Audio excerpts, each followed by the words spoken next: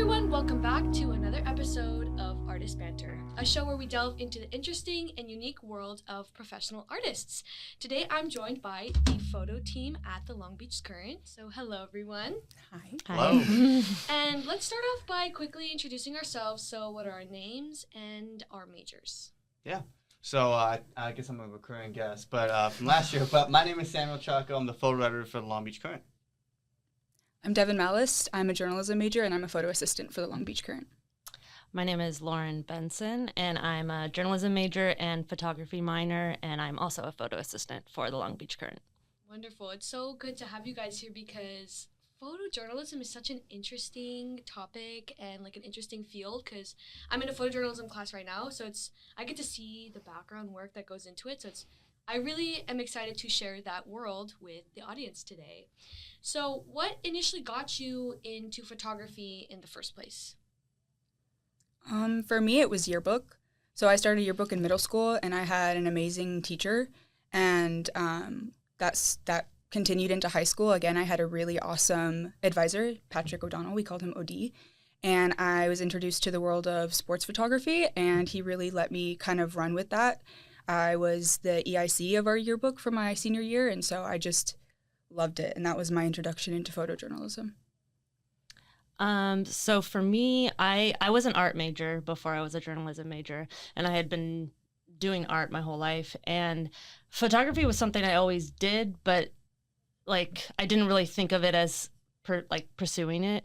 And I realized when I came back to school that drawing and painting, I didn't get the same joy I got when I took photography, took photos. So I ended up pursuing photography instead, and then journalism it was just intertwined, and that's how I ended up here. Yeah. So it started in high school. So I don't remember if you had like an English class. Usually there's like this photography club, and they're like, "Oh, look at all these nice, cool perks." I'm like, "Yeah, it's kind of cool." Like I don't remember the perks. I'll be honest with you. It just sounds shiny and cool. But that kind of started my route into like journalism in that sense of doing that. I decided to do that in college. I said, it's nothing better for me to do. Let me do journalism. Might as well. It sounds kind of cool. So I decided to do that, and at my community college, Cerritos College, I worked as news editor, community editor at one point, and even a staff writer. And there's a sports editor. His name is Roman Acosta. I think you take a lot of good photos. But he takes a lot of his photos and writes the story. So he writes and takes photos. And I noticed that really early with sports photography, and I was like, yeah, I think that sounds interesting. I kind of want to have I don't want to be the burden to not have my own photos and rely on athletics or whatever the case may be. You're taking my terrible photos with my camera, with my phone, like my iPhone or whatever. But I asked him. He pretty much laid down all the groundwork, all the rules. You know, the shutter speed, what it should be at, how to take photos, shadowing him, seeing what he could do, how he interviews people while he takes photos. So that whole process, seeing that whole process, layout, and that's pretty much how I kind of got started. Yeah. Interesting. It's interesting to see how everybody had their own individual stories, and I kind of noticed that with any art field or even like photography, everyone finds their entrance in a different way. So that's really unique and interesting. What inspires you specifically as a photographer? Like, do you have specific artists or people or just things you like to photograph in general? I think for me right now, one of my biggest photography inspirations, her name is Sarah Eisman. She's a concert photographer. She does a lot of cool stuff with artists that I like, and I'm trying to delve into the portrait space because I really have been like action photography, sports photography. So I'm starting to branch out with portraiture, and she does a lot of really cool things with mixed media and film, and she's probably my biggest inspiration right now. But I just like seeing what other people do. People are super creative, and with the resources that we're having nowadays in the technology, like photographers are going crazy with the stuff that they're doing with Photoshop and lighting, and it's really cool to see, and she's really cool. For me, I'm really inspired actually by like film and television, and I go on a lot of walks, and when I'm walking, I just kind of get these ideas from the like light and color that I'm taking in. And then as for photographers, I'm been really inspired by Roe Etheridge and his work that combines this like commercial look with art photography and trying to find how the things I shoot fit in that realm. Because it's interesting because I do photojournalism, but then I also study fine art photography. And they're two very different processes for me. And so finding my style within that is something I've been exploring my time at here. For me, there's too many. There's a lot of people, you know, I haven't taken a photojournalism class before ever, so it's hard to kind of pick. But there's really two people I could probably say that I've worked with that have really inspired me. Number one, I'd probably say Thomas Cordova from Long Beach Post.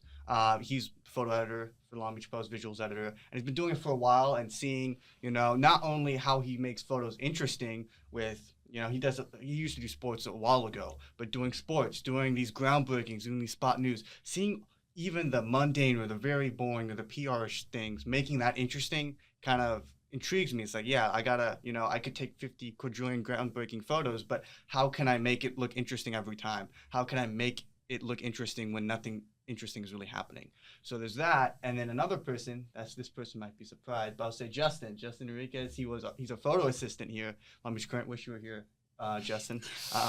But yeah, we miss you.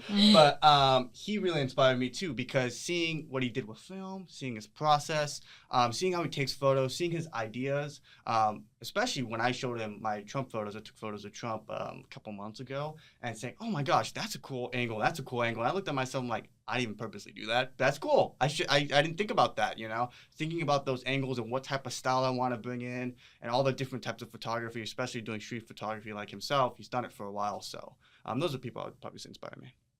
It's interesting how, again, everyone has a different inspiration. See, I feel like I enjoy talking to artists so much because you get to kind of see what their creative process is and how they're all individualistically different. So it's exciting. And Lauren, you touched on this a little bit. Mm-hmm. How would you guys describe the difference between photojournalism specifically and photography in general? For me, when I'm doing photojournalism work, like, you have to make it as close to reality as possible. You're documenting actual life as it's happening. And when I'm doing stuff for my fine art classes, I'm more in control of the scene. Like, I can manipulate things to create a feeling or a vision that I have. And when there's more ethical decisions that go into photojournalism where you don't want to disrupt the scene. Like, you don't even want to move, you know, a coffee cup over because that would ruin the integrity of what you're doing. And so it's interesting, I don't know, approaching each of them with, like, how am I going to shoot this and what do I want to portray? What is my end goal of these photographs?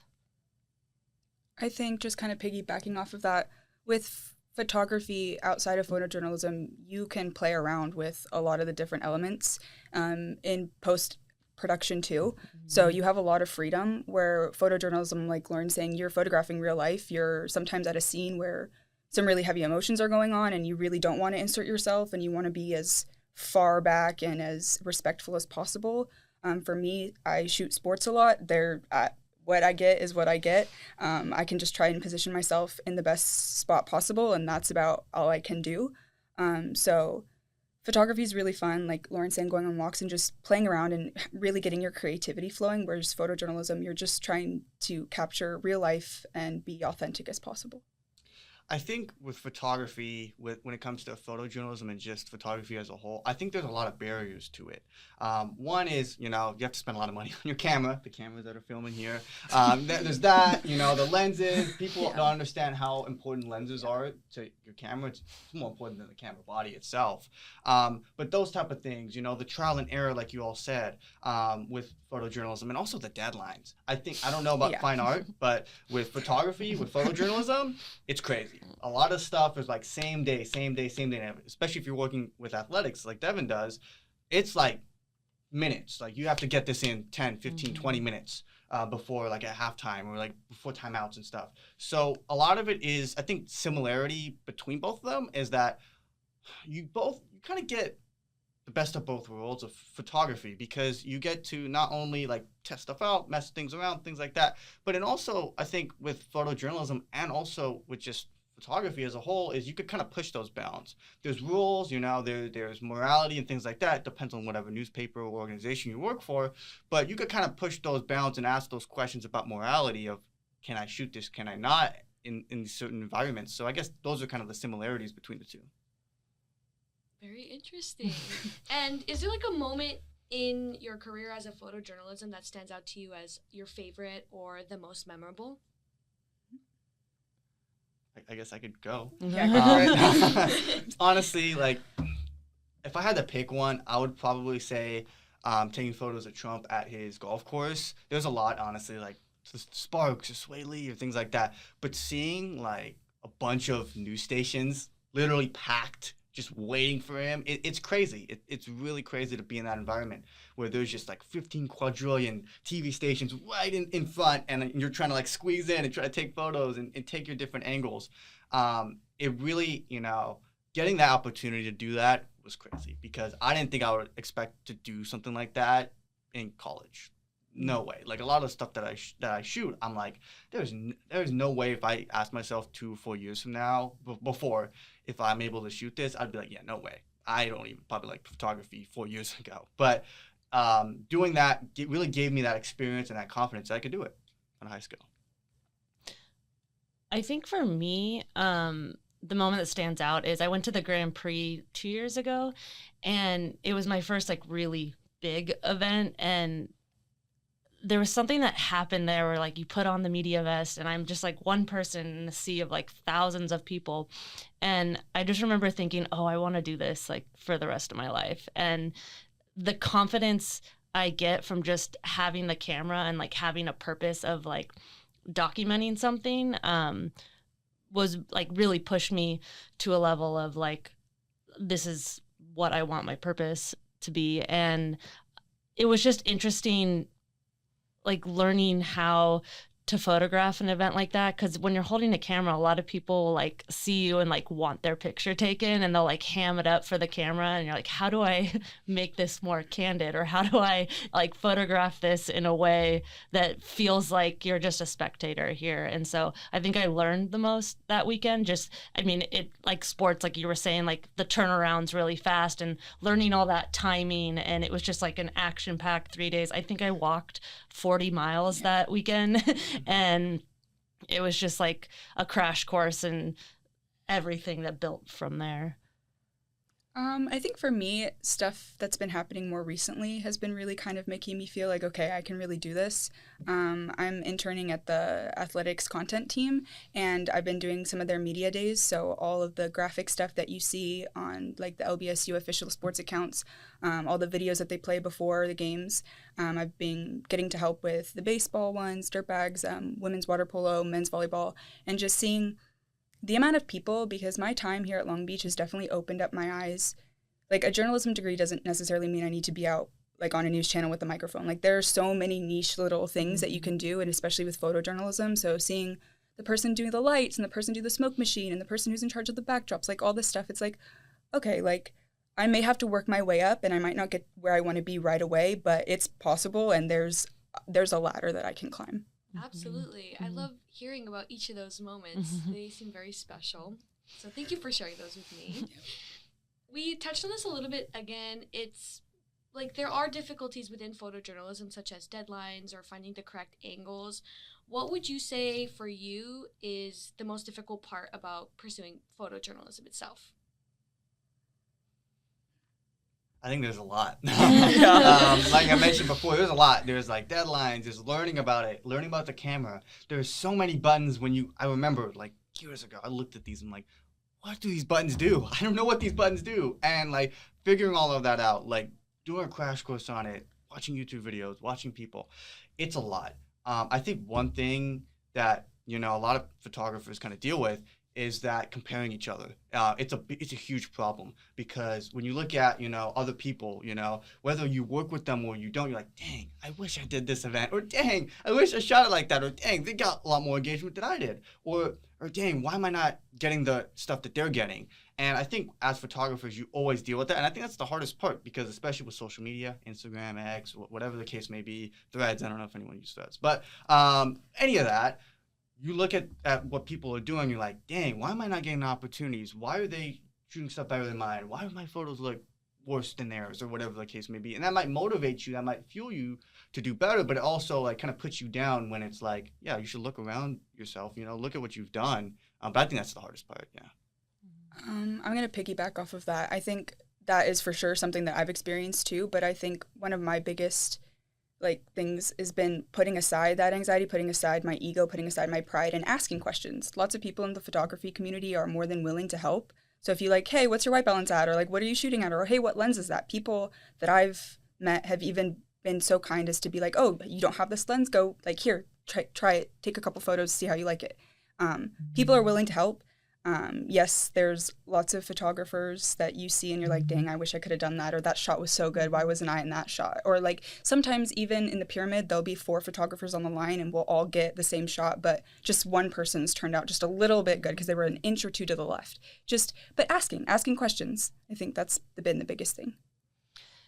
Yeah, I've definitely dealt with a lot of these same feelings as well. And I've found that when I get caught up in that and I start comparing myself, or I start to try to emulate someone else that got more engagement or something, and I find myself like almost selling myself out to get like more popular or something, I'm not as happy with the photography. So I try to take a step back and, am I proud of this photo? Is this what I wanted to take a photograph of?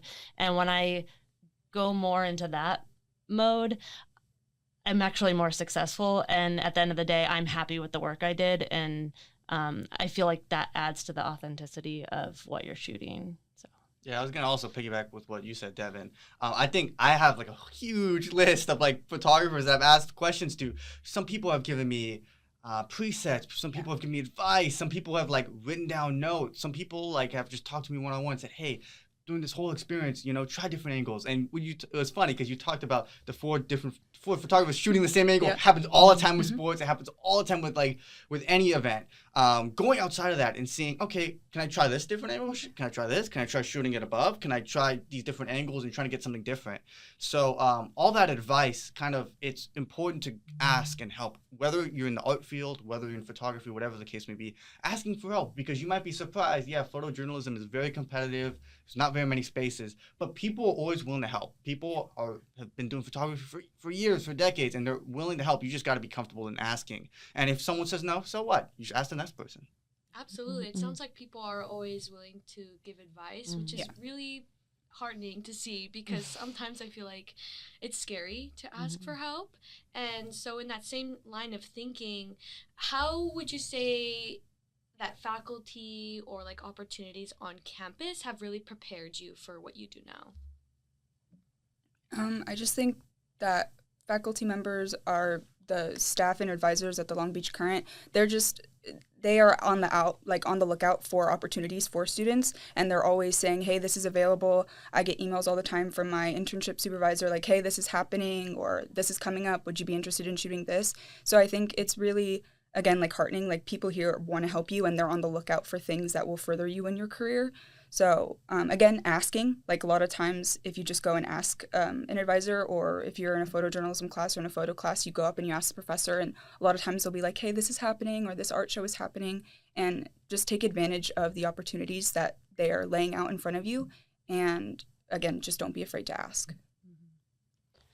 Yeah, I think I've learned the most through critiquing work in my photo classes, because it really makes you slow down and like look for what's working and what's not working. Because I was taught really early on in critiques, like when looking at artwork or photographs, to not say, oh, this is good, this is bad. Like, you need to like point out specifically what's working and what's not working. and really like critically analyzing my work, and then in relation to what other people are working on and finding my vision somewhere within that has helped. I guess one thing I'll kind of mention is that asking people for help is really good, but I think also building connections in this industry is really important. I know people that, you know, are shy and nervous. Trust me, so I know I come off as very extroverted, but I can be shy sometimes. Oh, what if this person says this, or what if this person says that? Asking people, because anytime, you know, what I think is anytime I see someone with a camera, I'm like, okay, that's the time to introduce myself and to see their work and to get advice and things like that. What was the question again? It was like, how do opportunities on campus or like faculty prepare you for what you do now? So I guess for me, being hired here at the Long Beach Current for 2 years has definitely helped. You know, the ESCs of the past, like Crystal and Oxa, you know, giving me the opportunity to kind of do even though, you know, I'm a photo editor and before I was managing editor last year, giving me that ebb and flow to kind of do whatever I need to do. And if people need help, then I'm available to help out. And getting those opportunities, it's hard to say no. It's so hard to say no because you say yes, yes, yes, yes. But getting those opportunities, you know, taking photos of like the Trump thing before he was running, taking photos of Sway Lee or like these Long Beach State Games, all this sort of stuff. All those opportunities kind of compounded itself and built together. I could kind of see it as a butterfly effect. You know, my community college built me to where I'm at. You know, Long Beach State has also built me to where I'm at, but I wouldn't be at the Post if it wasn't for Long Beach Current or building my way up like that. And I wouldn't be nearly as good of a photographer if I didn't have the photo team, you know, so yeah. Right. We've talked a lot about opportunities. We've talked a lot about people. I'm really interested in the gear aspect of, you know, photography. We've mentioned it's expensive. You need different lenses and cameras. Like, how important is the gear compared to, like, the actual experience or the opportunities that you're given? I think gear is super important. I think people, when you watch YouTube videos, they give you really mixed feedback. They might tell you, oh my gosh, gears are so important. Oh, look at the new Canon stuff. And then people are like, oh, gear doesn't matter. Oh, blah, blah, blah. But it's kind of in the middle, just as always. Gear is important. If you shoot on like a film camera or something like that, you're not going to get as much quality as a mirrorless. I know you're probably looking at me like, no, that's not true. But in certain aspects, you know, if you have like a mirrorless camera, the one that's shooting on right now versus a DSLR, there's certain drawbacks and there's certain benefits to having that more expensive mirrorless camera.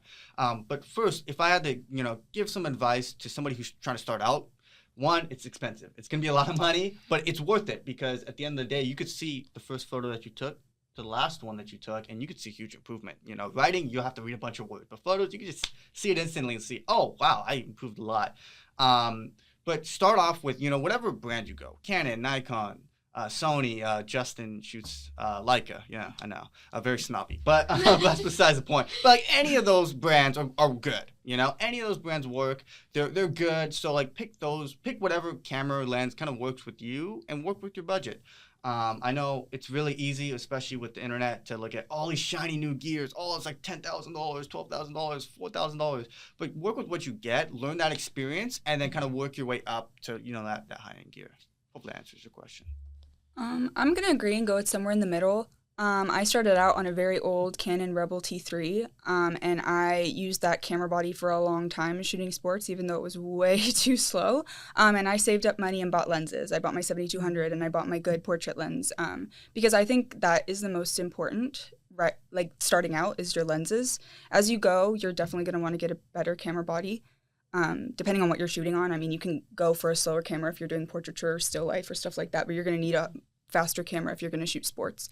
But don't be afraid to buy used things too. I feel like that's a huge thing in the camera industry. It has to be new. It has to be like, that's not true. I have used lenses. I have old lenses. I have MF lenses when I have an EF camera, so I had to get the little adapter. That's okay. It works just as fine. Save yourself $300, $400. It's still going to be expensive, but I mean, all the money you can save it. And I would say find your nearest camera shop and build a relationship with them. I have a really good or decent relationship with my camera shop near my house, and they'll let me know when stuff is in. They'll hold stuff for me. They'll let me rent stuff for a discounted rate sometimes. Like like get to know people. This industry, photography, it really is like as everything who you know, but for equipment, people will help you out if you get to know them. Yeah, I kind of going off of what both of you said. I'm always intimidated by other people's gear because I'm always like, my gear's not as good as them, like theirs, and I'm not going to be able to take as good of photographs. But because all of my gear is like hand-me-downs of some sort, and I like. So I don't always like talking gear because I'm like, I don't want to talk about what kind of gear I have. But it really has taught me to focus on what I'm shooting and composition and all the formal aspects of what you're seeing through the lens.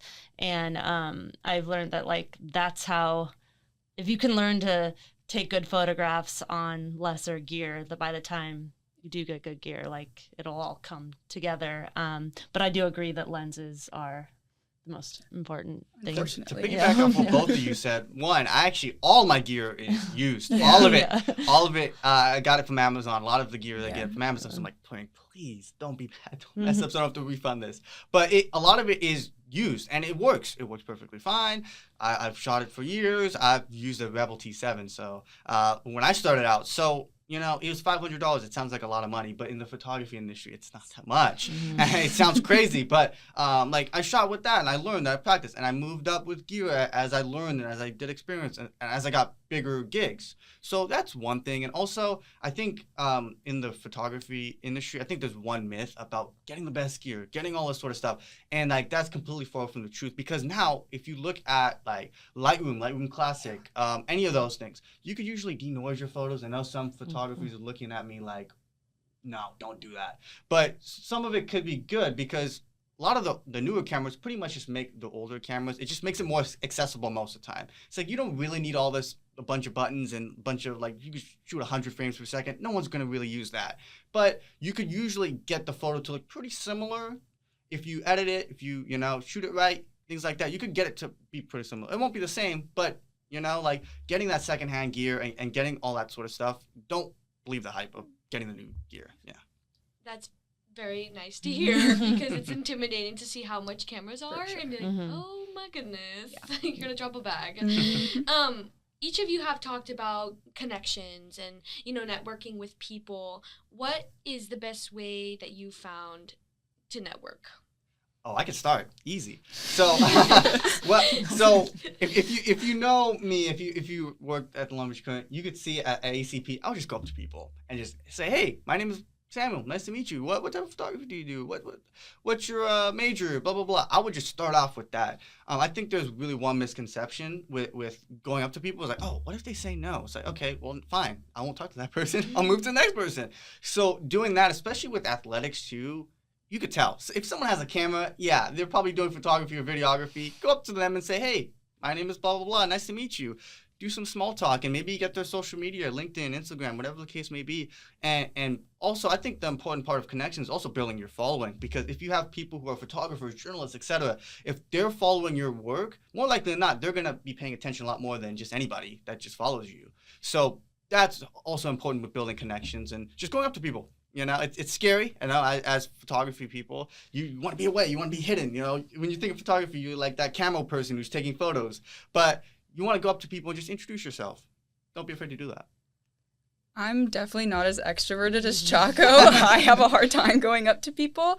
But one thing that's really helped me this year specifically is I don't know why it took so long to get through my head that networking isn't just business talk. Like when I'm at the Pyramid shooting a sports game, networking is talking about the sports season, talking about their favorite team, just getting to know people, building relationships. That's all it is. It doesn't have to be necessarily a business relationship at the beginning. It can be just an acquaintanceship and you're talking about sports. And then the next thing you know, oh, hey, we've got an opening on this team. Are you interested?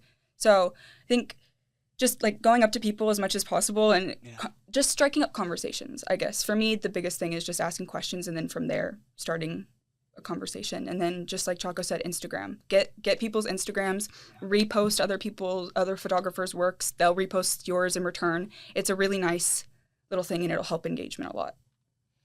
Yeah, I was like, I don't know how I'm going to follow that because I'm so introverted. And in a lot of like classes we take, they're like network, and I'm like, I'm scared.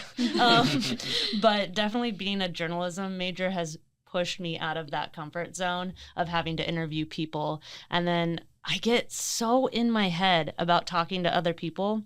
And then once I show up there and like start the interview, I'm like, oh, that I'm fine. I'm fine. Like I know how to talk to other human beings. And like you were saying, it's just like, keep it casual. You're just having a conversation with someone. I think I tend to overthink it in my head of like, I have to be like professional and ask the right questions, when really it's just be yourself and talk to another human. I think something to mention is that a lot of my gigs, so like the Long Beach Post, the reason why I got an internship at the Long Beach Post is because I saw Thomas going around taking photos while I was at the Long Beach Current. So I just went up to him and just introduced myself. So I think one thing is also worrying is, yeah, I am an extrovert. Yeah, you could tell. But one thing that's important is like, just think about it, you know? What could go wrong if you go up to somebody and introduce yourself, or just do small talk like Devin said? Okay, they say no, or they're busy. Okay, maybe wait another time, or okay, move on to that next person. Because I'll be honest with you, it's rare. I've talked to a lot of people, and it's rare that someone says no. You know, usually if you strike the right time, you know, you could reach out to somebody and ask for advice or whatever. I don't think I've done journalism for about like 4 years, reaching out to people and stuff. I've never gotten that no, or I've never gotten that get lost, right? So usually like people are chill, people are cool, people are people, you know. If you just go up to somebody and like strike small talk and conversation and build it from there, usually you'll be fine, you know. It's not as scary as people think. That's great advice. Networking can definitely just be getting to know people, or, you know, just people knowing your name is extremely important. So it's great advice from all of you to just put yourself out there.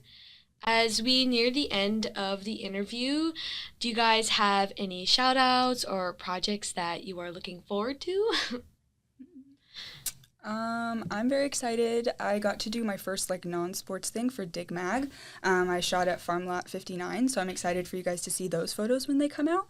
And shout out to Kat Acosta. If you guys don't follow her. She's an amazing sports photographer. I forgot to mention her earlier, but she's somebody that definitely inspires me, and somebody that I enjoy working alongside of. So if you're interested in sports, you should check her out because her stuff is really cool. Yeah, I feel like my brain is so full right now. I'm like, what am I even working on? But I'm working on a lot of things. I'm really excited for some of the stuff I'm shooting for Dig Magazine as well, because I feel like I kind of got to really go back to my wandering days of like taking photos, and it kind of has brought me a little peace in this kind of pressure cooker of a time right before we graduate. So yeah, that's what I'm excited about right now. Yeah, like you said, Lauren, there's so much stuff. It's crazy. There's so many things I'm working on. So we're all in the dig class for everybody here. So I'm working on like 2 or 3 dig stories that are slowly going to be pushed out and published. Also video that I did with somebody I won't tell. You'll figure it out. Doing a lot of stuff with the Current as always, working with the Post, doing stories here and there. So it's just a bunch of stuff as usual. I'm just excited to graduate, you know? It's fun. Yeah, congratulations to all of you. You guys are all graduating seniors, so best of luck in that journey. It also sounds like you guys are doing a lot, so I'm excited to see what comes out from you guys, photography-wise. Thank you so much for being on the show. I learned a lot about photojournalism and journalism, or photography in general.